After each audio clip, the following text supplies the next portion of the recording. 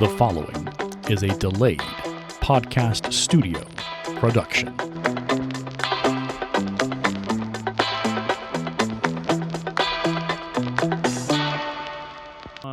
All right, welcome back to the Gilmore Geeks. My name is Aaron. My name's Vicky. And Silvana. And we're trying this for a second time because we had some technical things come out of nowhere on this episode. So we're back. It's great. All right, so the opener that we decided off mic was best or worst dance experience of your high school, or sometimes the better nostalgia memories to mine are in middle school.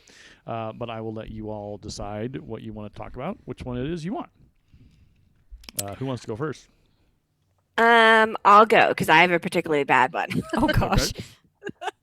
Okay. It was, I think, sophomore year or freshman. I don't remember yet.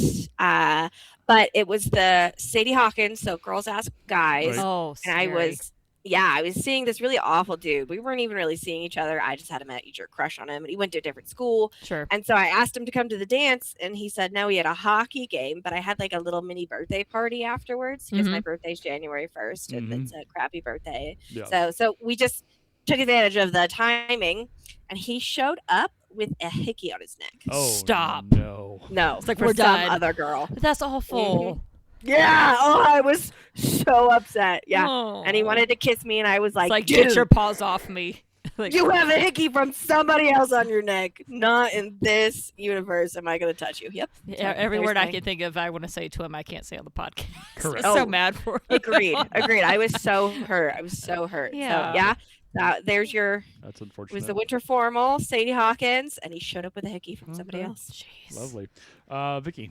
I'll share a good story. So, Okay. with both freshman and sophomore year, in my group of friends, there were several of them who were in ROTC, and they had something called a military ball. So it was like their own dance, and they invited me to go because I was in the friend group, and both experiences were so much fun, just dancing with good friends Yeah. and not having to worry about guys. In fact, that's if I would get to give advice to high schoolers, I'm like, unless you really trust and like that guy, just go with your girlfriends. You have more fun. Totally. Yeah. Way more fun. I don't have a lot of memories that I have held on to from middle school and high school dances. I think it's partially because I've attempted to move. There was nothing bad in high school. High school was a great time, but middle school was not fun. Right. And I don't think anybody. And if you did enjoy your middle school dances, congratulations, you're one of the minorities. So your and brother's one of those. Yeah, you're the exception to the rule. Congratulations, you might be a psychopath. Right? Or But you- Nate, Aaron's brother, actually did enjoy his middle school experience. Yeah, well, Wow. my brother was I an know. athlete. He was a soccer kid, and he was a pretty average, cool dude. Like he was fine. My experience, because I was a nerd and a computer nerd, and I ran with computer nerds, our experience was not great. I did not enjoy that experience of being in that group, and being kind of always looked at. So my middle school dances, I don't remember them. If I do remember what I remember, that they're awkward and unpleasant, and I don't want to repeat them. But high school, we had some good dances. The one that I will remember is our senior prom, and it was a lot of fun. It was either junior or senior prom. I don't remember which one. Again, it's been 25 years, and it was a great time. We had a lot of fun. The memory I have is that one of our friends, his name was Ty, and somehow, I don't know how he pulled it off, but he basically was jumping around and hit his head on one of the speakers. Oh no! And so bleeding all over the place. Oh, no. And Oh, we my had, so we God. got our limo that we had rented for that evening. My memory of this is very faint, but I remember just driving him to an urgent care or an Jeez. ER or something and dropping him off. In I the don't- limo? Yeah, that's what I dimly remember. I bet those but the ER nurses were entertained. I don't remember much beyond that little moment, but it was. I remember having fun and enjoying it. Good for you for doing the group of friends thing. Yeah, and that group of friends was we had been through high school together. We were all theater geeks. We were all like nerds in the theater hallway, and so it was. I treasure that memory. What's funny is he's now married with 2 kids. He's got a successful life. Yay. He's a cool dude, and at the time he was pretty cool as well. But we all grew out of our high school selves. Somewhat. for the most part. Hopefully. I've had it said to me that people grow up, but they don't really grow up. so they don't grow out of I themselves. feel like they mature and stuff, Yeah. but like I've met some of your high school crew. They're like, Aaron hasn't changed at all, Vicky. Yeah, still loud and all that. All right, well, there you go. If you're in the audience listening to this podcast, take a moment to reflect on your best or worst dance experience as we get ready with our intro music for Gilmore Geeks. And put them in the comments, because Yes. God knows I love to live vicariously through other people's stories. There you go.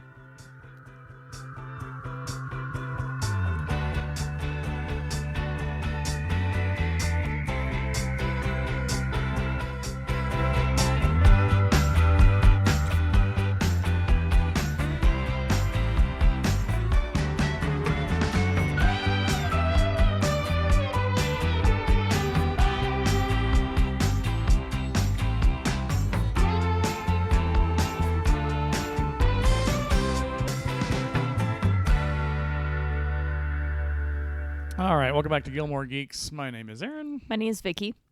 Silvana. All right, so now comes this episode. I can't even remember what the title There's is. so much drama in this episode. Rory's dance. Rory's dance. So there's a lot in this episode, and there's a lot to like, and there's also this episode ends. I mean, not really a spoiler alert. This episode ends on a down note. Yeah, Like, it does. Totally. We don't get any resolution to the situation, and I don't remember enough of the next This episode. is very Gen X of them, Yeah. actually. Yeah. And we've talked about this on the podcast and other episodes in the podcast, how I dislike that the labels that we get slapped on things. I would say it's a Eamon Sherman Palladino, Daniel Sherman Palladino. That's how they jam. They subvert expectations with their shows and how they write them and Yes. how they produce them. So as much as that makes sense, but the real reason is that the Palladinos are definitely masters of their craft and their writing. And it's real life, you know? Yeah, and they definitely didn't want to sugarcoat as much as they could. There's Right. still some obviously sitcom moments in this show throughout the seasons, but this moment is definitely a Palladino kind of like, hey, we're gonna just kind of leave you feeling down as you walk out of this episode. So that is to come as we continue through this episode. Okay, so we're back. Friday night dinners. Of course, it seems like a default setting for us to start our episode out with. And this is where I join for the first time in the episode, and I continue on the Emily Gilmore train. Yeah. Lorelai does like avocado? I don't Wild. Kid, It's delicious. Give me all the avocados. I was discussing this with friends a couple Yeah. weeks ago. Yeah. That might be because we are millennials and we like our avocado toast. I know, but Yeah. the women I were talking with, like, they weren't all like millennials. Like, we were just all like, yes, No. avocado. Yeah. It's a 5-minute discussion. Yeah. It's we were. It was it's a fun. thing. It's a thing. I mean, so here's the thing.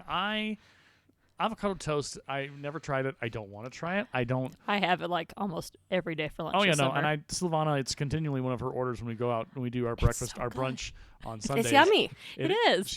It's a go-to. But for me, like, I appreciate like avocados on like chips. Oh, yeah. I like it on my like nachos, like stuff like that. Mm. I think for some it's the texture of avocados when it's I like see you're, that. it's like smooth and kind of, some would say slimy. Tasty. Yeah, it's got that weird kind of like almost toothpaste kind of texture. Yeah, some people get weird about texture. Yeah, so no shame if you don't like avocados. No, totally shame. No, I'm with Emily Gilmore on this. Like, Corner. like you haven't had it the right The way. judgment is coming from two corners of the podcast. Yes. I am stepping aside and letting them contribute to the judgment. This is the case. If we were doing a case at Nuremberg, the case would be the case would be lost because I would be the one judge saying no, I don't think so, but you'd be like no. It's A couple of years ago, my fourth graders wrote a parody on one of our concert songs, and it was called Avocado. Okay. Well, It there was we go. great. I'm Cute. sure it was Yeah. lovely. Okay, so the newsletter conversation is always fun because obviously the newsletter of 2026, they're always emailed. They're not printed anymore. But this Yes. is obviously the 2000s. And so obviously Emily Gilmore reads the newsletter. She's very interested in her daughter's education. I'm with Emily again on this. I'm this person. Well, it's Except not a with the newsletter news. that like Rory just takes home. It's a newsletter they like mailed to them. Yep. Oh. Yep. Oh, yeah. So it takes like a week to. Well, I'm used to mail here, where if I mail anything to my family, Right. it takes a week. Well, in Yeah. Hartford and where they are in Stars Hollow is not that far. It's maybe like a couple hours No. away. So that mail would have gotten there rather quickly. No, that's true. I think it's so we talk a lot about Lorelai, and we talk a lot about how she is as a person and as a parent. And in this episode, her parenting skills are basement. Like, this is not her greatest episode for being as a parent. And I think to the point of Emily, she's like, I have a vested interest in your daughter because she's my granddaughter, but also because I'm contributing to her education through money. Like, if I'm paying for it, I should at least get an update on how things are going. I can't even tell you from a teacher perspective how incredibly annoying it is to me to have parents who don't read the stuff you send home. You send it home multiple ways, and they're just like, I don't have time for that. Yep. And I'm like, I'm sorry, I don't have time to call all 400 of you. Right. Yeah, it's like, okay, you got to read it. You got to read the things. But we could, the whole conversation about how many emails people get and how that we've transferred our ability to discern what's important in our life because everything comes electronically now versus in the past it would have come in paper. You would have had it tangentially had it in your hands. It just looks different. Yeah. And then we get into a conversation about owls, which I completely forgot already, even though I just watched the episode. They're endangered, and I'm like, how endangered are they though? Like, well, it's in the newsletter. They're taking donations. They're endangered. They're dying. Right. We don't know what owls, where, or why, but they're dying, and the owls are in trouble. And then the conversation about the formal comes up, and there's key moments in this episode where characters are left alone, either in pairs or on their own, and bad things happen. It's enough of a theme that I picked up on it later in this episode, but I didn't realize it until I sat down to start looking at this before we did the podcast. And I'm like, this. It's not a trope, but it's a mechanism for which we are able to then have conflict and have issues and escalate challenges to our characters. And so Rory leaves to go get another another Coca-Cola, and Emily turns on Lorelai and says, "What did you say to her?" And she's like, "What? I didn't say anything." And she's like, "Lorelai, she says some sarcastic thing." She says, "Lorelai, this is serious." And then there's the fine kind of thing. Whenever a woman says something is fine, Right. It is the opposite of fine. Yeah, it's not great. And then we're in the car, and this is where.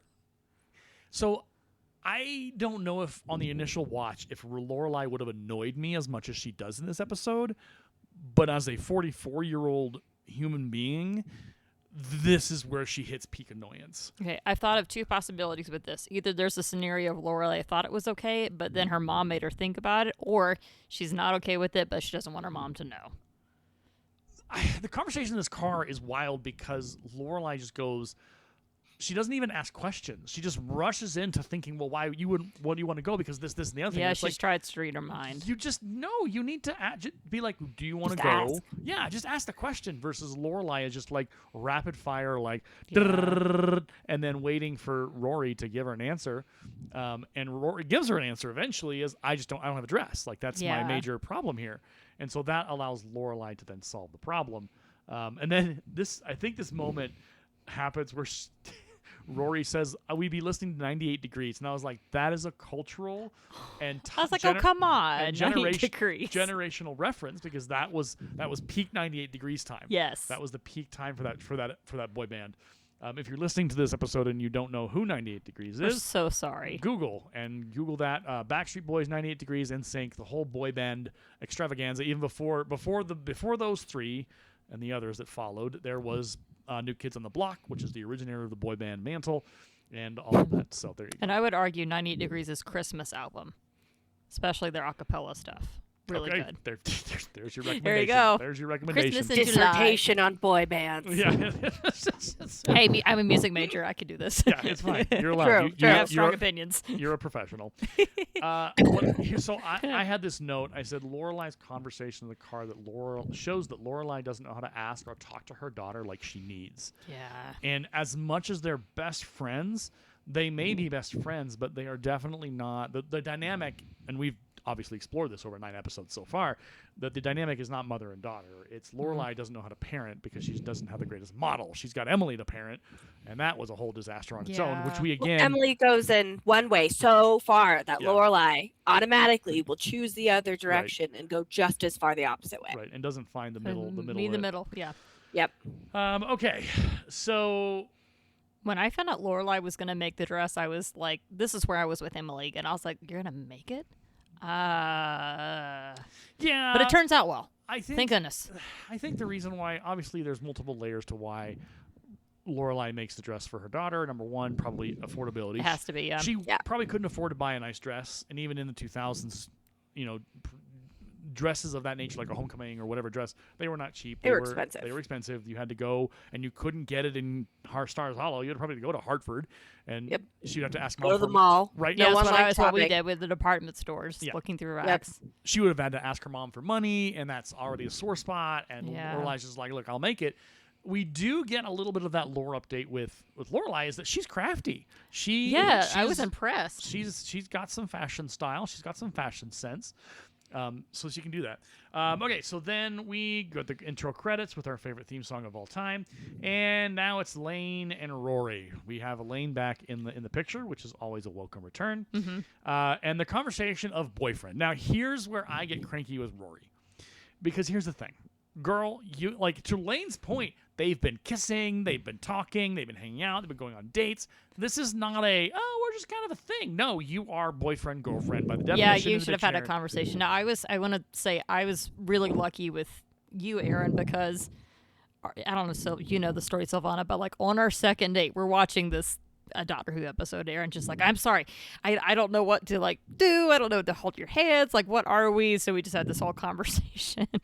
On date 2? Yeah. But we weren't official till date 3. We're like, this is a little too soon. But like, he was just super like, we have to talk about this. Not all guys do You that. just knew. You just knew. Well, the term obviously is the DTR, the define the relationship is what it's called. Yeah. And so in this moment, Rory is like realizing that she has not defined the relationship, and Lane's like, well, you got to do something about you. Like, just ask him, like, figure this out. And then my favorite is Rory says, "Oh, he's my gentleman caller." Oh, for crying out loud. Then she's like, okay, Blanche. That was amazing. Like, we got a Golden Girls reference in there. I love Yes. it. That's fantastic. Again, this is a time capsule show. There's a lot of So again, not to reference the larger podcast at large, the Gilmore guys, they had a culture, like a pop culture reference for each episode, and I'm certain that the Blanche and the Gentleman Caller reference got in there. But yeah, it's Rory's like, but it's weird. It sounds weird. And I'm like, and my comment is, why does that sound weird, Rory? Like, because she's 16. Yeah. Because she's like 16-year-old girl, and she's like, well, he hasn't asked me to be his girlfriend. Why? Yeah, why not, am I the Dean? one? Yeah.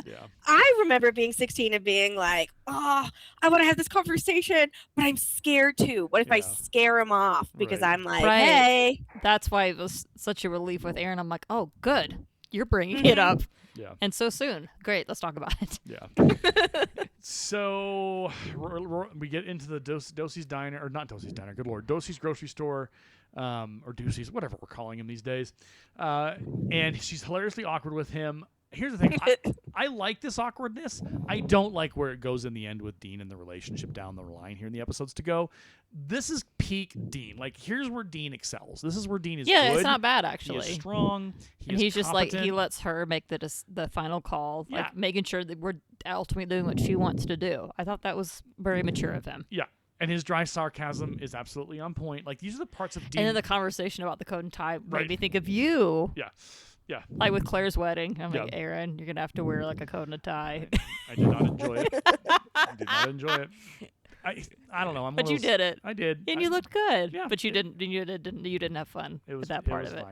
Fine. So they go back. They go back and forth. He's like, "Do you want to go?" And she's like, "I don't want to go." But yes, I do. Like, she's just in this decision. Yeah. But I like how Dean gives her he gives her the room to have that decision making process. Mm-hmm. It grants Rory agency. Yes. Like, it's unusually upset. Again, I like Dean in this episode because he is giving that, he's granting that, he's giving her leeway versus the Tristan that we later get to deal with. Stupid Tristan. We'll get to him. Good Lord. So it's a date. So they've got it figured out, locked and loaded, but she doesn't call him her boyfriend yet. That doesn't come until like the last part of the episode, which is always fun. Okay, where are we going? Back to Lorelai, and she slips. So this is the plot point that it has to happen for the rest of the episode to work. Lorelai is working on the dress, and the dress attacks her, and she falls and gets a back spasm. And she's trying so hard. Like, Lorelai genuinely wants her daughter to have a nice dress. Like, she's really doing hard. And then Suki comes in. Sprays herself in the eye.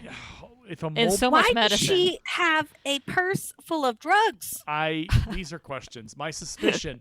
So there's this phenomenon among people. It's not just limited to women or men or what. It's just everybody, where people in 2026 this isn't the case as much, but back in the day in the 2000s, you wouldn't throw away your prescription drugs. Like if you had those helpful, You're right. those pain I meds think and about those my own things, family. you would hold on to them because you're like, oh, what if I need it? Or if I just, I'm feeling sore one day, I just need to pop one in. And there wasn't the idea of like, oh my gosh, opioid epidemic, like this is a big deal. Like in the 2000s, it was just you kept your medication because, especially if you have like Cipro or any of those things. If you got sick again, you're like, oh, I don't have to go to the doc. The expiration date's fine. I'll take some of this, and it'll bounce back. Now, in the year of our Lord 2026, people still probably do this, but not as much because there's the concern of, okay, you have expired medication or you have medication you like. Yeah, I actually researched like where to go in our town to get rid of stuff. Right. It's one of my summer activities. Yes, but what has happened in Suki's life that she? Well, she lights fires all really of easily, these so who drugs. knows? She's accident prone in her own kitchen at the Dragonfly. Okay, so fair. she's probably racked up quite a collection of various workers' comp injuries. That's the only thing I can think. Of course, Lorelai probably has had to pay for, which makes that even more of a fun mythology update for Suki. She's probably like the insurance company's just like we have a entire drawer full of Suki workers' comp instances, and at some point that insurance company's going to drop them because anyway. So she has all the drugs. Mom calls. Emily Gilmore calls. And this is where we get another part of the episode that has to plot to get where we want to get. Mom calls and wants to come over and take a photo. And Lorelai is initially like, no, I don't want to. But basically, Emily Gilmore bullies her into it. Like, she's like... Oh, she for sure pulled out, like, the old school mom guilt card. Yep. Yeah. Yep. And I understand because Emily Gilmore... I do, too. She wants all these moments. But but it's a little too far when she was like, oh, her getting ready. I'm like, oh, this is a prom, Emily.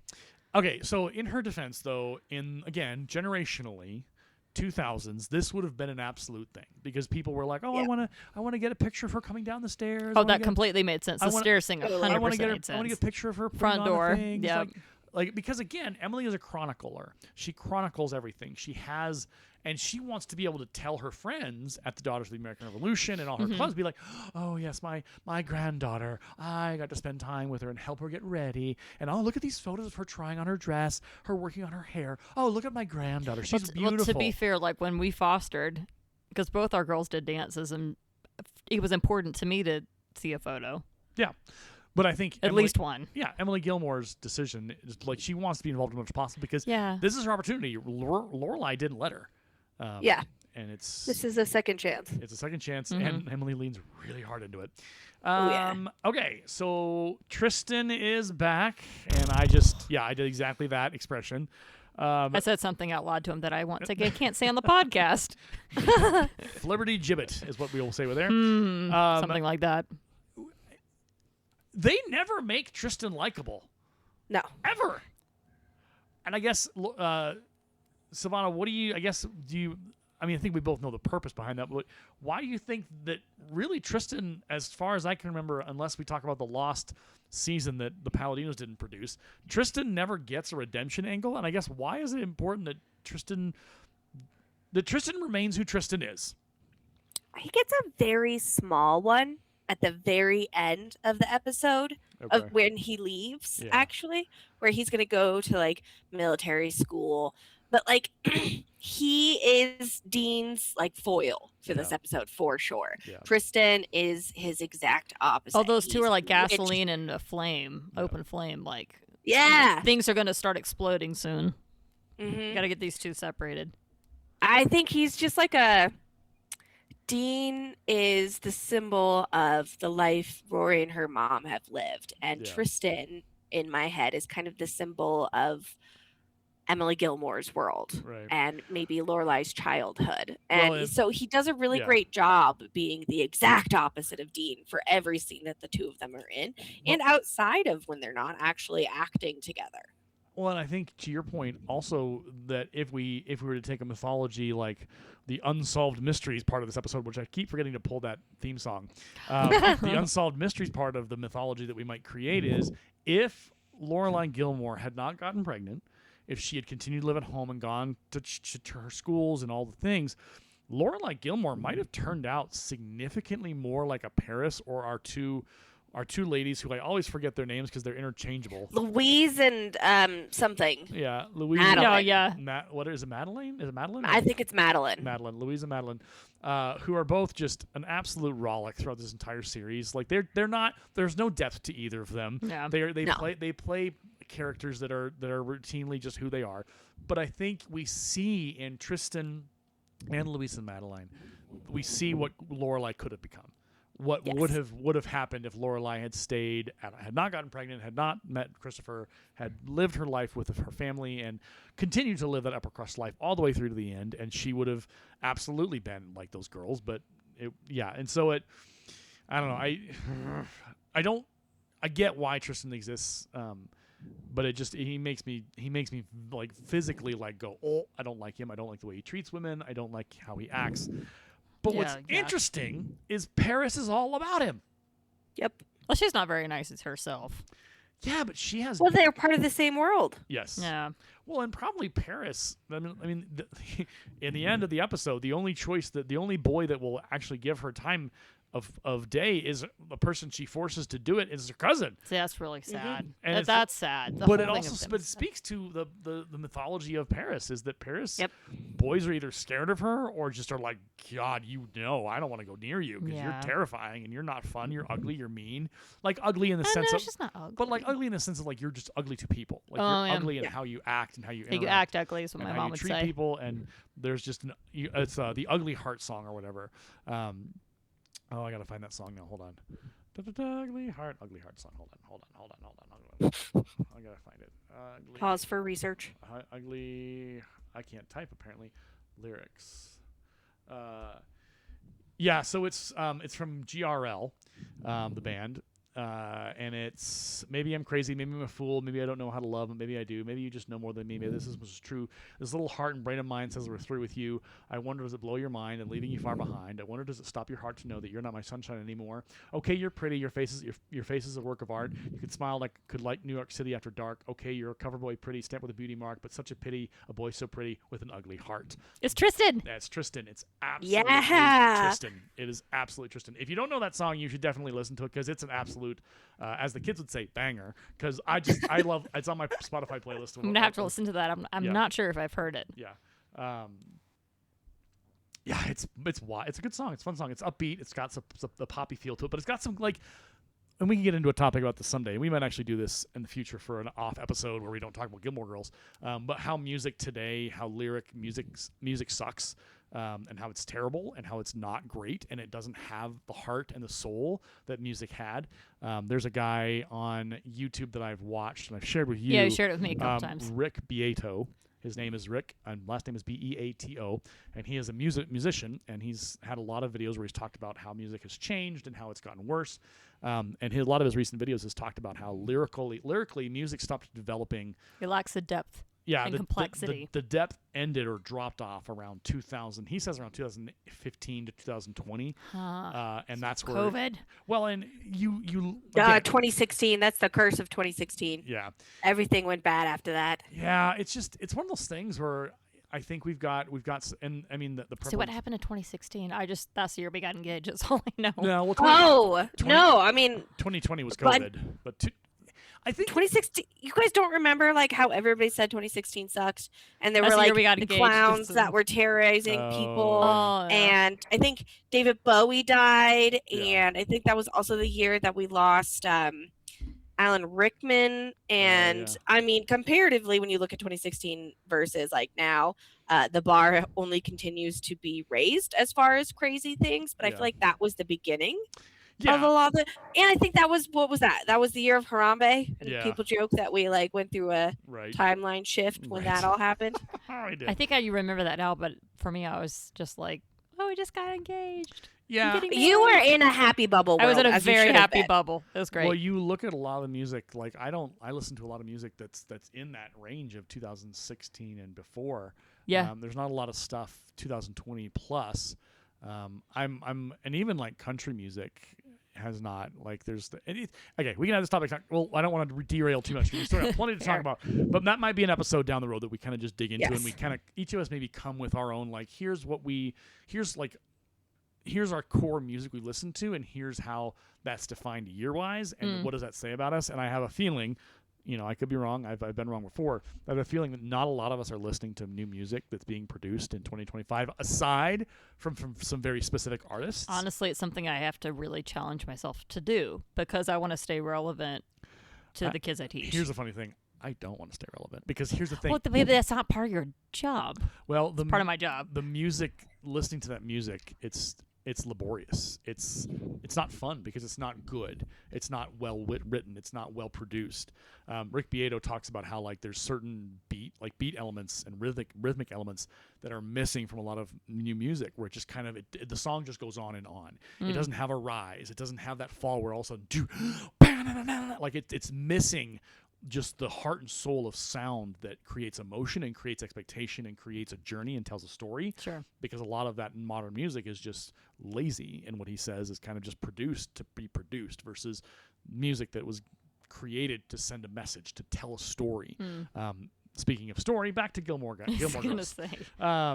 Okay. Tristan buys the ticket. Tristan's mean. He leaves. And then what's her face? Paris just can't handle Paris herself. Is like, you're mean to him. He was being nice. And the two That of was them have nice? a little bicker moment. Yeah. Yeah. I know. That's pretty wild for nice. Yeah. He was totally being nice, and you couldn't be a bigger jerk. Yeah, that's Girl, nice. So what? many red flags. Well, and I If, think, All if the red that's flags. nice, your standards are in hell. right. Yeah, it's bad. Well, and I think it's interesting, and you guys have to correct me if I'm wrong, but Paris, her friendship with Tristan, or her like of Tristan, doesn't last long, or does it? Does it come to an end? I can't No, remember. it only ends when he leaves. Okay. She stays kind of like quietly obsessed with him the entire time, because in later episodes they have the project together, and they're doing Romeo and Juliet, and that's when he like leaves, but like I don't think she ever loses interest. I genuinely think he just like leaves the show. Yeah. And that helps her move on. Well, and I think that Yeah. to your point, so Paris I love her character. I love the character of Paris because we get a full arc on Paris, like from start to finish, even into the reboot, not really the reboot, but the sequel that we got on Netflix. We get a full journey for Paris. She does change, she does adjust, she does grow.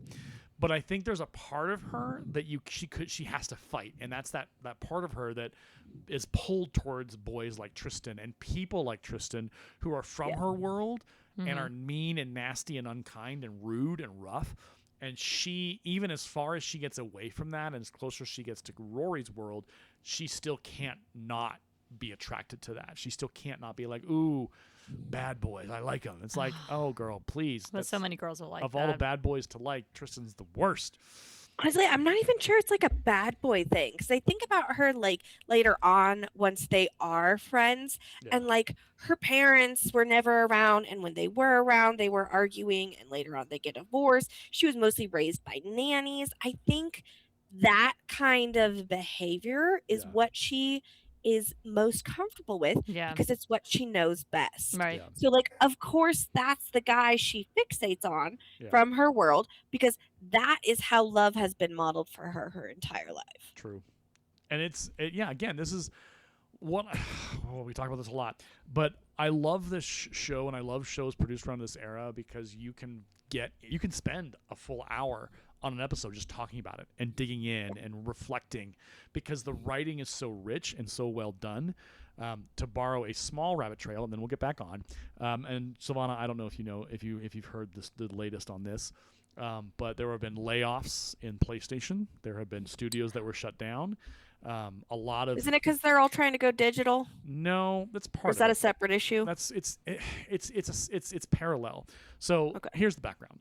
So the PlayStation announced, I don't know, last month that there was 250 movie titles that people had bought on PlayStation Store, that because of licensing deals with Studio Canal, they would no longer own those movies. People in their libraries had 250 movies, like really solid, really. But PlayStation said, our license agreement with Studio Canal ran out. We weren't able to reach an agreement. Those 250 or so odd movies that you probably purchased and thought that you owned because digital libraries matter. Oh, by the way, no more. See, that's why you buy physical copies. You will lose them in September. Well, here's the best part about that story. PlayStation then announced several weeks later that as of 2020, whatever, this next year, 2026 or 2027 or something, that any new games would not be put on discs for sale. They would all be digital downloads, or when you bought the box at a store, there's a digital code that you have to enter in to the PlayStation Store or whatever platform to then get so you don't own a physical copy. And so this, again, that makes me want to rampage. Trust me, you're not alone. The entirety of YouTube is up in arms and people are getting upset. Good. European lawmakers and European courts have waded into this and have started to kind of. Europe tends to be more of the they rustle around with these guys and make sure. The entire reason why the Apple iPhones, incidentally, now have to be USB-C is because Europe ruled against Apple and said you can't have proprietary charging cords because it's a monopoly. So in Europe, you have to do this. And so Apple, instead of going, well, we can produce two kinds of phones, that would be expensive. Okay, we have to produce phones with an USB-C charger, so it's no longer the Lightning charger. It's now all across the board. All new iPhones will. And so, in some ways, yeah, it's a benefit. Does it make Apple do something they didn't want to do? Yes, but it makes customers, all of us, easier access. So they announced that people lost their minds, and they're still losing their minds over this fact because that's movies you bought. You paid $30 or however much money you spent, and bonus. PlayStation said, oh, by the way, no refunds on those things that you bought that we're now taking away from you. And so people are getting upset, and I'm fairly certain that that's going to be a thing where PlayStation gets their clocks cleaned, and hopefully they figure that out. Because there's an adage out there right now, and it's been around for a long time, but there's the idea of you will own nothing. And it's a lot of what you see in massive companies where they people who kind of have said this, both European and U.S. CEOs, but also like people who are in charge of governments, like that you will own nothing. I was thinking about the kind of thing. Yeah, so there sounds are like something to me. And there are people out there who still buy physical copies of DVDs, physical copies of games, because there's something about I know that I can still install that game and be able to play it. I actually started doing that with this episode today, and then I was like, oh, never mind, I can get on Amazon Prime. Yeah. The only game that I don't have a physical copy of is The Sims. Yep. And all its many downloads. I have Sims 1, 2, and I think 3 in my case down here somewhere. Probably in that. I might have 4. I have digital copies on the EA store, obviously, because I use the digital, but I have discs. Now, whether or not those discs would work if I ever have to find... I was going to say, I don't know if they could work anymore. I don't know. Anyway, the point of it is that... And this is the issue now with Gilmore Girls. So we discovered today, I remembered it, but I thought we had until the end of July. Nope, June 30th, that Gilmore Girls, aside from the new reboot, is no longer available on Netflix. Right. They have shifted it over to Disney Plus or Amazon and Hulu. So you have Which thankfully worked out for us. Because we have Disney Plus. You watched it on Amazon. Silvana has Amazon, so she's able to watch it there. But this is the thing. This is the danger for American consumers. We have the DVD copies here at the house. I was literally in the process of figuring it out. Yeah. And then I was like, wait, let me look online first. Somebody bought the entire disc set of the Gilmore Girls show for us years ago. Kelly Hale did. Yeah, one of our friends. And so we have it. But the thing is that think about this for a second. And we'll get back on topic, I promise. But you think about Spotify. If you have a Spotify membership, I have 7,000 songs on my love playlist. Yeah. I own none of them. I don't have any of those discs or any of those albums or any of those CDs. I pay a monthly access price to stream, but I don't own that music. Right. And so the day that something changes with that, I'm going to have so sad. I'm going to have to make a decision of, okay, do I want to stream or pay more, because they always start to up their prices sometimes. That's the question. The same thing happened with and so that's that conversation. So now we come into the PlayStation. We also come into the Xbox situation. So Xbox announced layoffs. But here's what happened. If you take a look at this, and there's a couple videos out there that I watched. They talked about it specifically. The layoffs hit both Bethesda and a couple others. But the biggest issue is they talked about how a lot of these studios hadn't been producing games in a timely fashion.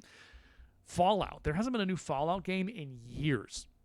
Oh yeah. Bethesda, this news came out this last week. Bethesda has lost ownership of the Fallout franchise. It has been moved to Obsidian. Now, here's the funny. No way. Yes. Aren't they the ones that made New Vegas? Yep. So here's the best part of the story. Todd Howard, because here's what they did. Okay, again, a little bit of gaming in here, but it's going to make sense. So Todd Howard, relevant. It's Gilmore Girls and other things. right? Well, Fallout now is a TV series. Yeah. So. Okay. So here, that's a good point. Thank you for that. You're welcome. So, they made Skyrim, then they made Fallout, and that was their bread and butter, and everyone loved those games, and they were waiting for new games. Okay, and then Bethesda, in their infinite logic, because Todd Howard is big brain boy, hint he's sometimes not, made Starfield, which was an absolute abomination of a game, and nobody asked for it, nobody wanted it, and they used the creation engine to make a game that didn't really do anything. It didn't make you feel anything. It was a story that just existed. Now, they've done upgrades, they've done stuff, they've changed, they've made things better, but not really. So they had this big old product that they put out. Nobody wanted it, nobody asked for it. Everyone was like, give us Skyrim, give us Fallout, give us these games that we love and that you are capable of telling a story in and we know you have success in. No, they spent all their time on Starfield. That meant that Elder Scrolls, the next Elder Scrolls game number 6, and the next Fallout game were delayed. And so they had announced, Bethesda had announced a couple years back before the TV show, oh, well, we don't think we'll have a Fallout game until 2030. What the hell? And so people were like, I'm sorry, what? That's so 4 then years away. The Fallout show first season hit, and Bethesda wasn't sure if it was any good, apparently. I could have told you if you watched any one episode, been like, this is magic. You've got something good here. Yeah, it's really good. You've done a great job. You're the exception to the rule of people making shows that are dumb, and you've managed to pull it off. You've got great actors. You've got a great script. You did it right. Yep. But no, so they were surprised. They were caught unaware by the success of Fallout Season 1. And then Fallout Season 2 was exceptional again. Yes. Continued to break the mold. But instead of actually being like, hey, we should make a new game, they put all their money and effort into making Fallout 76, their online MMORPG, that more shinier. So when the Fallout TV show came out, what was their big launch? Oh, we've got some new aesthetics that weren't even related to the show. It was like, It was dumb. It was like, what are you doing? And so the situation with Bethesda and Microsoft and all of this is the new CEO came in, and the old guy's out, and this new lady comes in, and she probably literally, I'm talking from a video that I watched earlier about how this was probably happened. She probably went to Todd Howard, and Todd Howard's had a habit of being like, oh, hey, everything's fine. Just leave us alone. We'll take care of it. And they're like, okay, fine. You're making us money. But this lady came in and said, like, what are you actually doing? Where's our big money makers? Where's our Skyrim? Where's our Fallout? What's going on? And they didn't have an answer. So she said, cool, I'm going to go over to Obsidian. And she went over to Obsidian and said, okay, these 2 games that you're developing are done. And this one looks a lot like Fallout. So guess what? You get the Fallout franchise. You're going to make it. Let's go. So then she said, you are now going to build Skyrim or the next Elder Scrolls, because that's what's going to make us money. That's what people want. People love those games because they tell a story and they make them feel. So the issue, people are talking about, like, why are some people getting laid off? And it's like, I don't want anybody to be laid off. Like, I don't want any developers to get laid off. Yeah. But the issue with the gaming industry is they've produced games that nobody wants. Yep. And there's just this idea of, like, well, there's got to be a consequence for producing games that nobody wants and nobody likes and that they're not buying.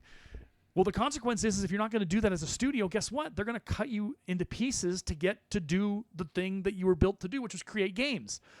Bad Bethesda. Well, and not just Bethesda. So I don't know if you heard about the whole kerfuffle. Again, we'll get back to Gilmore Girls in a second. I promise. There was a game that came out called Mixtape. No, I have not heard of it. Oh, YouTube that sucker. Have fun. Okay. So Mixtape was a game that came out. It's a $30 game, but it's not even a game. It's a narrative movie. And it got all of the awards from all of the game magazines. Oh, 10 out of 10, it's amazing. 10 out of 10, it's great. Greatest game of all time. Best, like 10, 10, 10, 10, 10, 10. I've watched people play that game, the long streams and the compilations. There's nothing happens in the game. It's literally a movie with a click and move around interface. That's it. And there have been examples. You hate those, so you find them boring. Because it's not a game. I don't like those either. It's not a game. I played Beyond Two Souls, and it's cinematic playing, and it's just not a video game. Here's the thing. Movies, television shows, computer games, any kind of media, and this is where I get on my soapbox, and then I'll get down eventually because I'll take my blood pressure medicine, it'll be fine.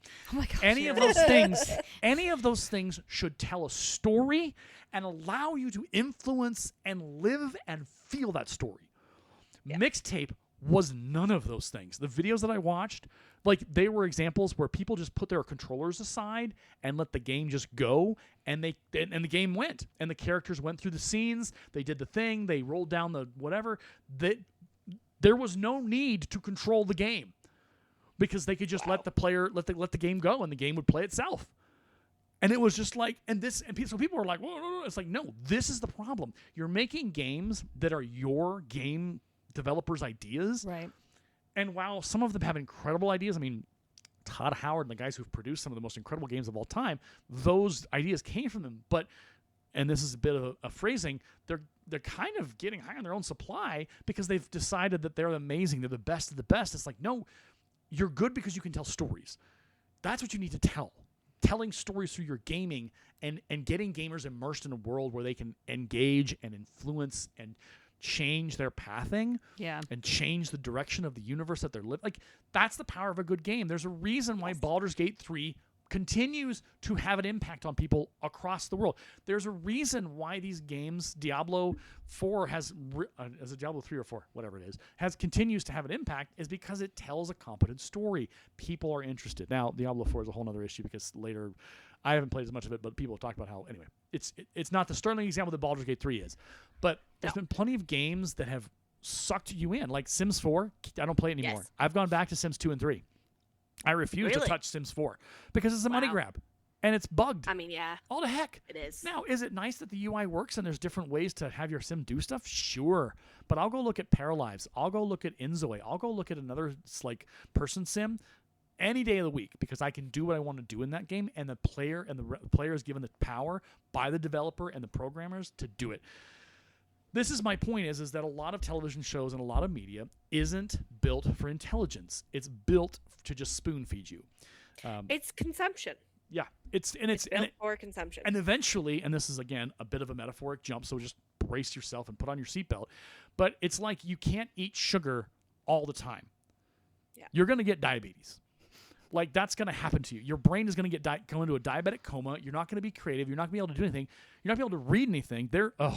I will send you a video, Silvana. You will love it, or you probably love it. There's a video from a guy. He's a small creator, but I stumbled onto it today, and he talks about how there's people on Book Talk and TikTok who are like, make my reading easier. Don't make it hard. Make smaller words. Oh, like, for God's sakes. Like, legitimately.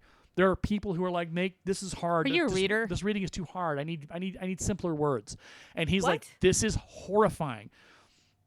This is the consequences of us creating sugary content. Now, there's a time and a place for it, right?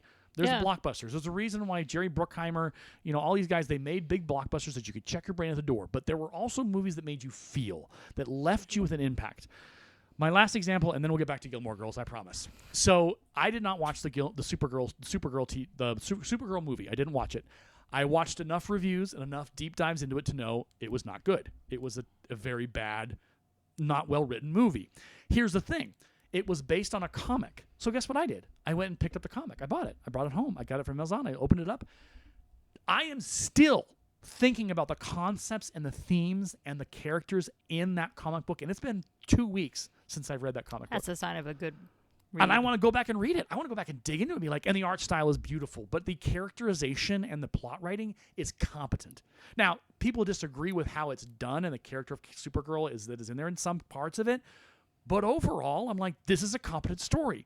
I go and I watch these reviews and I get the details of the Supergirl movie, and I'm like, what was the choice? That was not, why would you, what is going on? Now, part of it, the blame rests with James Gunn, because James Gunn got a whole other issue with him. But my point is this. We've dumbed down our content. We've dumbed down our media, and I don't have an answer for what needs to happen. I mean, I have my answer, but I don't know if Hollywood and television production and all these pieces and parts of the media empire, I don't know if they have writers competent enough to create enough complex, thoughtful, in-depth content that's actually going to do something. Well, here, I don't think it's the writers that are to blame. I think it's the production companies and what they allow time for. Yeah.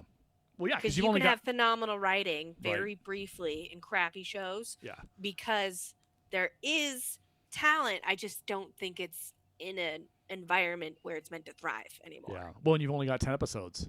Like we finished with Fallout season 2. And it felt like that last episode was a little rushed. Like it felt like we were really trying to get ourselves to Colorado. But it was like I recognized good. Like I wasn't just I never had a moment where I was like I'm gonna browse on my phone while I'm watching Fallout. I was like I am engaged because this is interesting. Now, did I like all of the characters? No, there's one character who just made me want to throw things. And I have one like that too. But that's the beauty of the show is it gave me a visceral reaction to the character, and I was like I have feelings about this. I want to see what happens to him. Hey, when he gets beat up, I'm going to celebrate it. Yeah, you dumb idiot. What were you doing? But that's the power of good writing, good television. So I think I think here's the thing: we're in the age of only 10 episodes per season for a lot of these shows. They're not given enough time to borrow the kids' statement, not enough time to cook, and so we don't have development. We don't have the things that we need to do. So the beauty of Gilmore Girls is this was a day and an age when we had those 20 episodes. We had those long developments of characters where it wasn't a rush job where, okay, well, this is the episode where we focus on Rory, and then next episode it's Lorelai, next episode it's Emily, next episode it's Richard, and next episode it's Suki. And by that point, we're halfway through the season or more. Well, we got to find a way to close out this season with a competent storyline. Oh, crap, we got to move. No, they had the time to breathe to create a competent story and a competent show that was intelligent and thoughtful and challenged your viewer. There you go. There's my rant. This is Podcast with Aaron. Back to Gilmore Girls. Yeah, please and thank you. I don't even know where we are. Okay. Rory bought the ticket. Tickets. 2 tickets. Okay, so then it's trying on the dress. Trying on the dress. She looks really nice. And Grandma's coming over. Yep, Emily's Grandma's coming over. over. So Suki sprays herself with. The Aquanet reference is key because I did when I was younger because I wanted to have cool looking hair and my hair is so straight. I sprayed my hair with Aquanet to get it to stay in place because it wouldn't.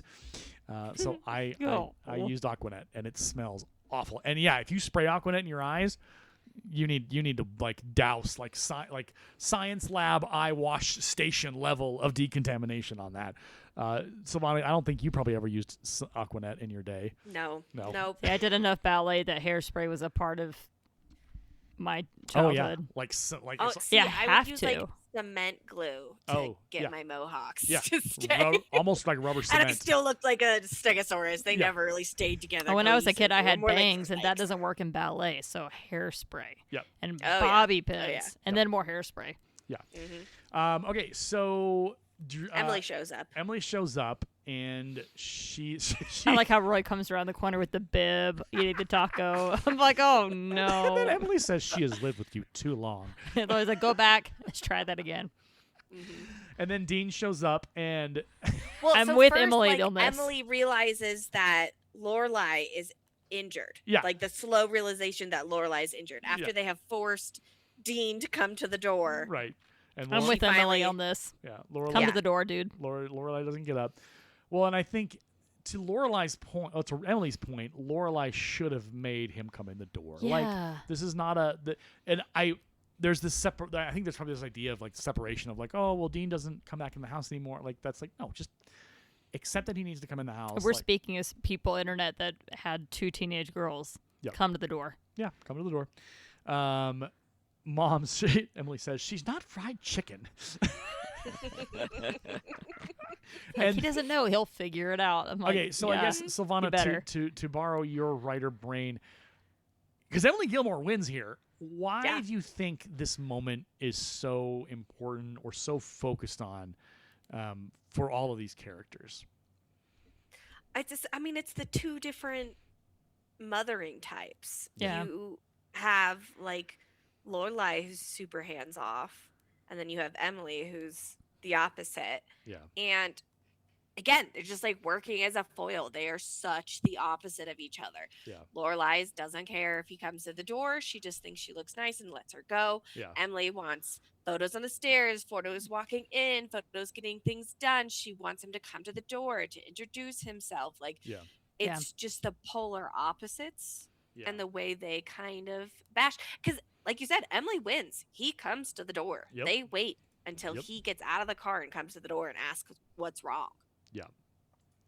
It's And their curfews are different. Yep. What was Yes. ours again, Aaron? I feel like it don't- was 11 I o'clock. don't remember. I feel like it was very similar. Grandma gave or Emily. I don't want to keep calling her grandma. Emily Yeah. gave 11, and then Lorelai gave 12. Well, and that comes back to haunt all of I'm like, them. is this a school night Yeah. or not? Probably No, probably, they can't do a dance on at school. That's probably, true. Probably a Friday night. We don't really Yeah. get a date or No, time. I just don't remember us. Probably doing a that night of ours. Saturday, don't you think? Because they wouldn't give up their Friday dinner. Oh, it's right because they were at Oh. Friday dinner and then It's Mhm. kind of funny. Like there's the timing. She made that dress really The fast. timeline on this is really She loose. did. You never really know what day it is. Oh wait, and no, they starts bought all tickets. Yeah. It was probably like Or how a week long away it's or been. something. Yeah. Okay, so drive to the dance. Emily's in full mod mode. She says, "You can't be left alone." And this is my comment. Never before has something so true been said in this show. Lorelai cannot be left alone. She can't even walk. She is not a trusted adult. Not even when she's in. Like she needs a minder on her. Like 24/7. This girl needs some mentoring from someone in her life to be like, okay, Lorelai, you can't say those things. You need to not stop it. Like with a squirt bottle. Shh, Lorelai, stop. Like she's a cat Exactly. on the counter. Hey, if it works, man, it could change Lorelai's life. They drive to the dance. She says, "Call me Pony Boy." Again, Outsiders reference. I know. such a good book, but just an even better movie. Yes. It's one of the very few movies that was based on a book that actually hits every single mark. Yes. I've read the book, but I don't think I've seen the movie. You need to. So when Okay. I was doing my field experience in Littleton at a middle school, we were reading The Outsiders, and we got to the movie, and it's amazing. My teacher warned me. She was like, "You're gonna hear sniffles." I was like, "Really?" I was like, "No." She's like, "Oh no, this movie impacts these kids." And true Oh, yeah. enough, when we get to the Stay Gold Pony Boy when he's dying in the hospital or whatever, Yep. that moment, I heard. Oh, Like kids were Yeah. getting like they were emotionally impacted by. Anyway, so it's a good book, great book, solid book. Everyone should read it. Movie is just as good. So there you go. The line comes here in a moment. We're back at the house, and Lorelai reveals that she exchanged those lovely candlesticks for a monkey From lamp. Monkey I lamp. kind of like the lamp, but I was with Emily here because we have crystal candlesticks on our kitchen table. Never would I ever get rid of those things. Right. They're from someone very dear to me who's now deceased. Yeah. Well, and I guess Silvana, to your point, what does that tell us about Lorelai's character with that, and how much she values Emily's world? Like, what is that? How? I guess what But is- she's completely irreverent. She does not care about Emily's world. Yeah. Like, she doesn't fit in it. She gets Nope. crystal candlesticks and gets a monkey lamp. Like, I think it's like, I don't know if it's an intentional FU Yeah. almost, Yeah. you know? But, like, yeah. She, Well, and I think here's the other thing is that Lorelai, it's leaving my eye. Lorelai, I don't think ever imagined that Mom would come back in her house Clearly no. not. because obviously not and be there long enough to notice. Right. So this is kind of one of those accidental moments where probably Lorelai is realizing about anything that her mother gave her. There's a chance that it's gone, and her mom, if she finds any of those other things missing, it's gonna be a fight, which she does kind of. She's got to stop doing this. Yeah. We're back at the dance. The two girls are waiting for Paris. Waiting for Paris. And these two again, they're a study because which one's the one who's trying to seduce Dean? Is that Madeline? Madeline, yeah. Louise is the more even. Louise is just contemplating the fact that her mom can't make anything, including soup. Oh, I want to talk about something. I have some trivia. So she's saying, "Oh, you're like 6'2". Well, the actor who plays Dean is actually 6'4". Oh, well, there you go. Oh, Taller. even I- taller. I know. Yeah. Was he fully grown at this point, though? Like, wasn't he He a could be. teenager still? Fair a little question. bit. He's probably in the age range 17, 18, probably. Okay, so maybe he just grew a couple inches after the show. I'm gonna look it Apparently. up. Hold on. Apparently. Okay. So we get the flirtation from Madeline, and again, the look on her face is she definitely is trying to get Dean. Oh yeah. But it's her default setting. That's Madeline's default. She is the flirty girl. Like, this is how she operates. And again, like you said, Louise is just like, okay, have it. Like, she's actually nice. She says, okay, just well, in her own world. you have a nice little dress. And then Paris is here. And she has a date, which we find out later is obviously Her cousin. Yeah. Oh, the actor is still 6'4". still He's 6'4". his full There you go. height. Still. Okay, so Tristan's with his date. She's actually kind of nice, but then she's like, "You want to make out?" And he's like, "Okay, yeah." And It's a very surface level kind of. he definitely wasn't looking for depth with this one, and she probably No, doesn't he was looking at Rory. Yeah, he was waiting to get his chance, but it won't come. We're back to Mom and Lorelai, and the food that she's gonna give her. She says, "Please don't make me eat this." I'm not gonna lie. This bit is why this is one of my favorite episodes, because it's one of the very few times that like Lorelai and Emily are kind to each other. Yeah. And it only lasts for so long, right? Oh yeah, super brief, and it immediately bounces back to their usual anger afterwards. Yeah. But it's just a moment of tenderness between the two of them that I really love. Do you think they did this to give us a perspective on what a relationship between them could have been? Yes. Oh, totally. Because this 100% Emily reminds me of my had mom. her motherhood journey sort of cut off once Lorelai left, and then Lorelai started hers immediately. Yeah. So yeah, it's a very brief look into the kind moments maybe from Lorelai's childhood, where they did have love for each other. I don't know. I just liked this scene so much just because they're so sweet to each other. Yeah. It's like a redeeming moment in their relationship, even if it's immediately canceled out. And I like how she's like, "Oh, well, there's a burrito in the fridge." Now, in my brain, because I haven't seen these episodes in a long time, my brain is going, "Oh my God, Emily's going to open up that fridge and go, 'What is in this fridge? Oh my gosh!'" She's going to lose. Or be like, "A burrito?" Because the fridge is probably a disaster. It's always a disaster. It's a collection of and there's things in there. I think there's at some point in this season or a future season where someone opens the fridge and says, "This has mold on it." Like that the fridge is just a collection of expired and food that's just nope. I want to say Rory, but we'll get there. Yeah. Old pizza. But Lorelai's like, "Oh, cold's better," and then Emily says, "I can heat it up." And again, to your point, Silvana, Lorelai goes, "Okay," and she lets her take care of her. Yeah, and so it's like Lorelai has this moment where of genuine kind of giving in, and then we're back. I feel like this could be us when you're sick. Yeah, I want to take care of you, and you're like, "I'm fine." Yeah, I'm like, "Please let me do something." I'm very self-sufficient. Oh my gosh. In a lot of ways. So Jacob is here, and he's gonna flirt with Rory, and Rory is just like, "Okay, dude, what do you want from me?" Like she's so aloof, and she's confused. She's like, "You're with a date." Also, girl's girl. Rory is a girl's girl. Yeah. Even the girl that she doesn't like. Yeah.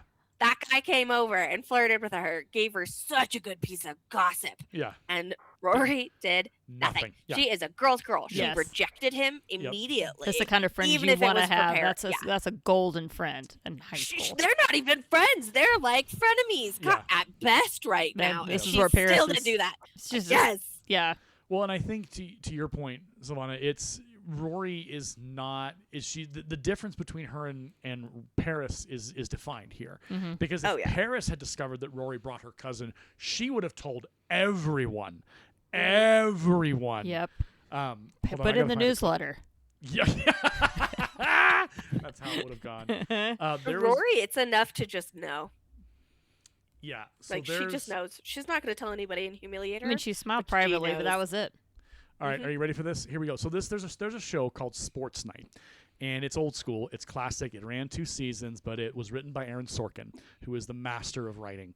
And it's basically an ESPN show, but it's called Sports Night.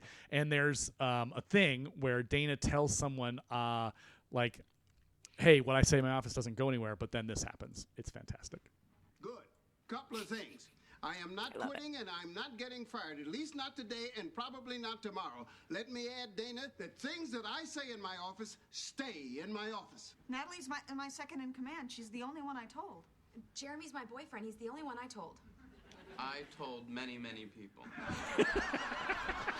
So he says, "I told many people," and it's just it's fantastic because that's Paris. She will do whatever she can to sell out whoever she can to socially climb wherever she wants to go. But you're right. Silvana, Rory, she is a girl's girl. She doesn't. Her eyes get really big. She's like, Jacob, you have a wonderful evening. Good night. Oh yeah, it's enough to know the gossip. She doesn't have to spread it. Yeah. It's just enough to know. Yep. So we get back to the house. Lorelai has taken some drugs, it's gonna help her pain. And again, these moments. Can't blame her. The moments continue here because Emily says, you do enjoy tease me, don't you? But she doesn't say it meanly. She says No. it kindly. And Lorelai goes, yeah, I do. Not like, yeah, I do. Like normal conversation between these two.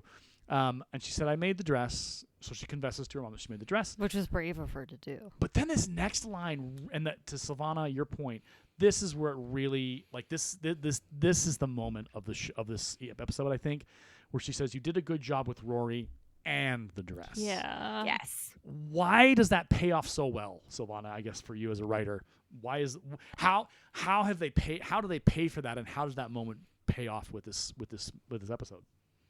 I mean, they've spent a lot of time really making Emily very stern and very kind of an immovable force. And then finally, you have waited and waited and waited through many scenes where they're arguing and some where they're being a little kinder to each other. Yeah. Where like finally we are getting them a moment of calm peacefulness of the love that is there. Yeah. Because it is there. It might be deep sometimes, but it's there for sure. Right. But it took a lot of big and little moments before they could even get this far. Yep. So it's a payoff. We're episode 9. It's a payoff we've been maybe not hoping for or expecting, but it's one that we do get. Yep. That was slowly built from tension, not calmness, but like tension through the first 8 episodes. Yep, I agree. And then Lorelai says, Mom, this is bad. And Emily's like, you always like it. And then Emily goes, toast with mushed banana on top. She tastes it. She goes, this is disgusting. And I just love that moment of like, oh yeah, Mom figures it out. And then here we go again, back to the dance. And so he leaves Rory alone. Again, this is that moment where I'm talking about in this episode where people get left alone or get paired off, and the story explodes. And so here Paris comes in and she says, I know you know. Who have you told? And she doesn't give Rory a chance to even explain. She just railroads. And she gets louder and louder. And then crucifies herself, really. She says, and you're my cousin. And she's like, I didn't tell anybody, but you just did, because everyone is turned. And Paris loses her mind. So she let Paris know, hey, you're being too loud. Yeah, and she ran. Dean and Tristan meet up, and of course, and whatever. Push, shove. Because and he says, and Dean says, which I forgot the part. He says, because I'll kill you, you idiot. Oh, that part. And I'm like, oh boy. I was like, I think he would. That's scary. I was like, these 17-year-old boys are so dramatic. Right? Because I'll kill you. Like, okay, buddy. It's okay. That's the moment where I think, obviously it was written intentionally, but I was like, okay, Dean, he's just a paper tiger now. Like, I get it. The show thinks that they're trying to make him, but he turns into a wet noodle soon enough. And I'm just like, okay, I know who this dude is. I know what's going to happen. Paris still really wants Tristan. You were so mean to him. Are you okay? Paris, go to your corner. And then Emily Gilmore cares for her daughter. Yeah. And the thank you, mommy. Just got me. Yep. Yeah. And then my note I said is sometimes this show works. Like it always works. But these moments, like this specific moment, it's just a brilliant little moment where you're like, okay. Yeah, but we all know how this is going to go because this is Gilmore Girls, and Emily and Lorelai do not maintain for very long because they can't. Nope. And then we get back to Dean, and he says he has a thing for you. And she's like, no, he doesn't. He's like, no, he has a thing for you. And then someone needed to tell her. We have the DTR relationship. Well, you're my friend and boyfriend. Am I your boyfriend? And my note was, girl, have some agency. Yeah, really. Come on. She's yielding to Dean so much in this, but also yielding to her. Like I get it. And he's not letting her. He's like, no, you need to make this call. Yeah, you need to make it. So then she says, okay, boyfriend, girlfriend, yay. And then the bad decisions come. Oh my gosh. Okay. So here's the deal. First bad decision. Here's Don't the deal. go into someone else's business, even if the door is unlocked and it's after hours. Don't do that. Maybe pick up a phone and call Miss Patty and be like, Miss Patty, you didn't lock up. And of course, Miss Patty was probably distracted. or Alarm doing whatever. systems, Right. police getting called. Yeah. So many bad things can happen. Yeah. So, But something did. so when they go into Miss Patty's, here's the thing. This is where my dislike of Dean begins. Because if Dean was a good man, he would have been like, hey, I got to get you home by 11. We got to go. Yeah. We need to leave and let's go. Like, let's only spend some time here. Let's close up. Let's go home. No, let's not sit down or lay down here. Let's not do that. That's a bad idea. We need to go. We need to go now. Because he should have, all things, fear Lorelai more than anything at this point. Or at least Emily. Yeah. Well, Yeah. he doesn't. Come on. But here's the thing. He doesn't know Emily at all. All he knows is what he's glimpsed at that conversation at the house. I feel That's like he the should know enough to be afraid of her. I don't think so. Because again, random grandma who doesn't say, but be home by 11. Like, okay, Yeah, but she's not a fluffy grandma. but she doesn't threaten him. She doesn't say, if you're not home by 11, I will hunt you down and find you. Okay, well now fear has been established. I'm going to get her home on time because grandma's going to kill me. And grandma looks like she could probably use a dual wielding knife if she had to, because grandma I kind of feel like my mother would be that person. yeah, like I would be like, okay, well, grandma's got some Like she fight had a in her. granddaughter, she'd be like, Yeah, but they don't. Well, my 'cause- mother had this story that she told me about, like with her sister. She's like, if there was ever a guy that had hurt them, I would have been like, I have a gun and a shovel. I know how to use both.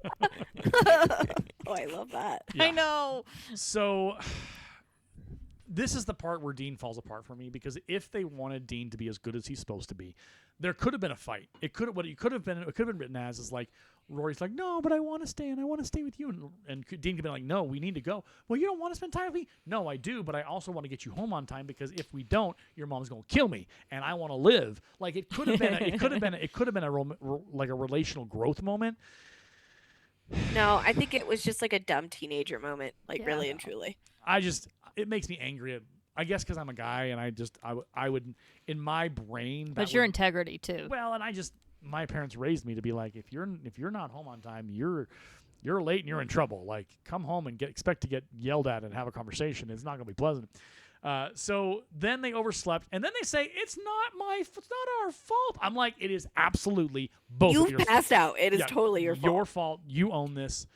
I know. She's like, I didn't even do anything. I'm like, I mean, It could be not worse, the thing but that I think you did, but you still did something. Right. Yeah. So it's. So then we get home, and Lorelai is losing it because she's been awoken by her grandmother. I want to take a moment to say something. So Emily was like, I just dozed off for a second. Then I woke up. It was 5:30, and I'm like, oh, this is where Rory gets it from. Yeah. There you go. That is actually kind of funny now that you mention that. So Lorelai loses it. She's in full panic mode. She's defending her daughter, but then as soon as Emily And herself. She's Yeah. defending herself too. and then It's not just like a you let this. It's a like, look what you've done. Your daughter's gonna be just like you, and everything's awful. Oh, she's spinning so fast. She's like Yeah. a So top. fast. Like, wow, that was a quick tailspin. Yep. And then as soon as Rory walks in and Emily's gone, she says, thank you for saying those things. And Lorelai spins like in the fastest accelerated, like banking turn on her daughter and just unloads. Which I think she kind of deserved. I think this is the thing about Lorelai Gilmore is she doesn't know when to pump the brakes. In this situation, because her daughter just said, thank you for standing up for me. The moment should have been, Rory, I need you to go in your room, because if I talk to you right now, I'm going to say some things that are going to be unfortunate. Okay, that's Get in fair. your room, give me 10.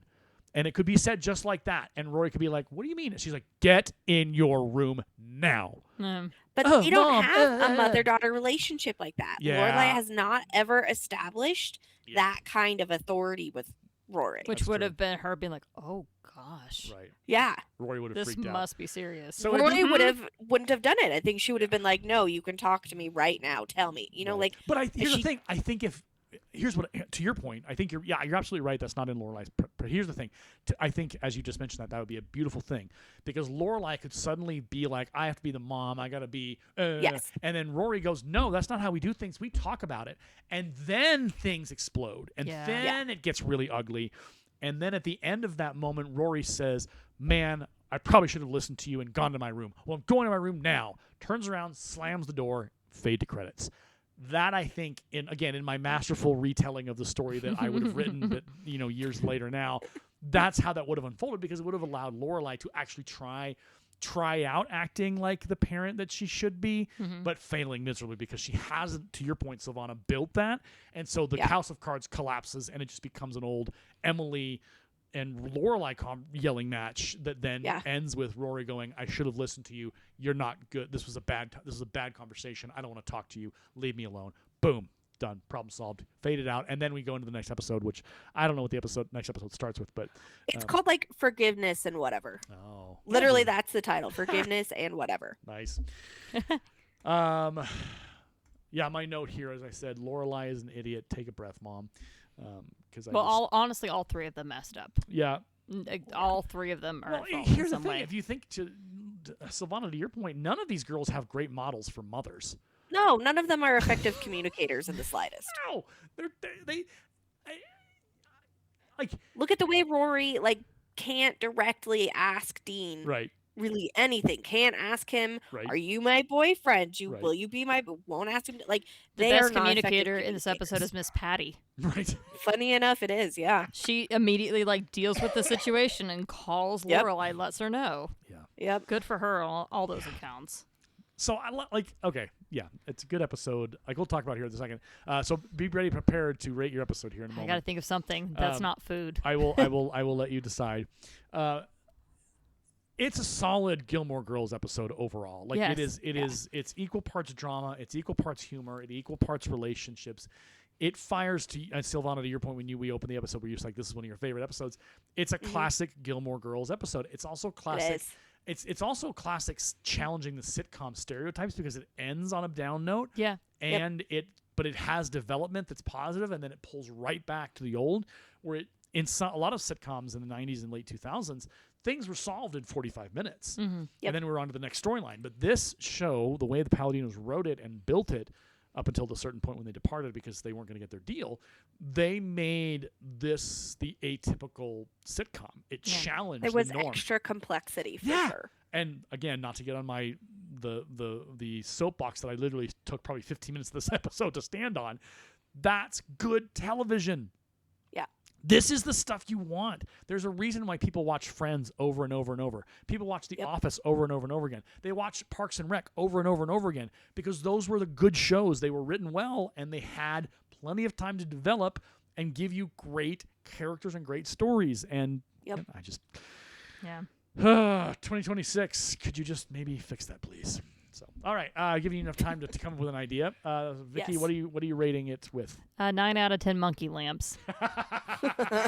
I thought the lamp was appropriate, unlike Emily. I was like, oh, it's better than I thought it was. Well, it's like that. It's like that lamp in A Christmas Story, Fragile, with the lampshade in the leg. Oh no, that one's inappropriate. This one is like, see no evil, speak no evil. I was like, I'm here for it. There has been an industry that has risen up to from the lamp to produce that lamp. We have it as a Christmas ornament. Yeah, it's an absolute. It's great. But again, that's a movie that we all have a cultural touchstone with. Same with Sandlot. Same with all of these movies that you're like, Goonies. I mean, all Breakfast Club. Movies that stay with you for years and you can't shake I gave them. my mom a hard time about we were looking through Claire's wedding pictures and her husband does the fist bump and Mom's like, I don't know if I like that. I'm like, Mama, what do you have against the Breakfast Club? And she's like, you have a point. And she came around. I was so proud. Yeah, there you go. All right, Silvana, what are we rating it out of? I just had it. I am rating it 10 out of 10 gentleman callers. I love it. That's my favorite. To borrow that, I'm going to do a parallel. I'm going to rate it 10 out of 10 Blanches. Love it. Wow. None of us did food. Good for us. Well, and I thought about cold burrito, but I thought gentleman callers was funnier. Yeah, it's more on line with it. I thought about the banana toast. I was like, nah. Oh yeah. I'm tempted to try that one of these days. Just try banana toast. I have found that I like banana and peanut butter on toast. Okay. I think that's totally good. That's really good. Yeah, that's delicious. Okay, I might actually try. You that. should. It's Okay. better than just the regular PB banana. Add a little like honey on it too. We have So honey good. in the house. There you go. So good. We've managed to put together a meal plan for the week. Welcome to Gilmore Geeks, where we're your meal planning experts. Forget Hungry Root, forget the other ones, Blue Apron. Come to us for your food, your meal planning. It won't be healthy, but We'll bring avocados. It'll be fine. Good. it'll be good. Actually, there you go. There's something we should probably also be tracking is like food of Gilmore Girls. I'll put that on my list to start tracking the food of Gilmore Girls and coffee and all that stuff. So Okay. it's a great episode. It really fires on all the cylinders. As much as it makes me angry, certain characters make me angry. That's Tristan. Successful art is it made you feel and think Yep. something. So that's the challenge. We've kind of talked about it in the past on the episodes, but if something doesn't make you feel, if some content, be it book, be it movie, be it television show, be it music, if it doesn't make you feel something, Yeah. you need to find something. You need to expand your world of media because given how things are changing and how things are being taken out of our hands, own books. This is that moment where I'm going to be like, all y'all e-readers, congratulations. You don't own it. Get yourself a copy of your book. There's a reason why my bookshelves are full of stuff. Yeah, Because honestly, I hate to agree with Aaron on this because I did have an fully e-reader. agree. I did because in like April and May they're like, oh, you've been such a Kindle reader for so long that we're discontinuing your device. As of this my date, God. you can't download anything new. Yeah. And you can't get any updates. You can't check out library books. Give me some store credit. I got $5 for a new Kindle. I'm like, Wow. Yep. so Well, so frustrating. you could be a hoarder like me, and I buy the physical copy, and then I also buy the Audible copy so that I can there you go. listen to it and There then you go. come home and read it. There you go. So you can also just be I mean, it's not financially good advice, but I'm- it is what I've done. I'm like a library checker outer, but I found with physical copies I can get them sooner anyway. There you go. Mhm. Silvana, there's a creator on Facebook, author. Is it Elizabeth Wheatley? Is that her name? Yes. So who Elizabeth does Book Goblin? So Book Goblin is her character that she uses. You would love Book Goblin. Facebook search her, Elizabeth I Wheatley. feel like she stole that. I have been writing about Sylvana the Book Goblin since like 2018. There you go. Right. Oh, girl, you need to look her up. She's Yeah. funny. Okay. Yeah. Book Goblin. Okay. Book Goblin is probably more connected to closely. She to has you. plushies. I actually bought one for my friend who's a elementary school librarian. Yeah. And surprised her with it. adorable. Yeah. I love it. All right. Well, this has been a Gilmore Geeks extended edition. We hit an hour and 21 minutes, so hopefully you're still with us. Because of Rants with Aaron. Welcome to the podcast. It's a bunch of fun. We'll see you on the next one. Thanks for joining us.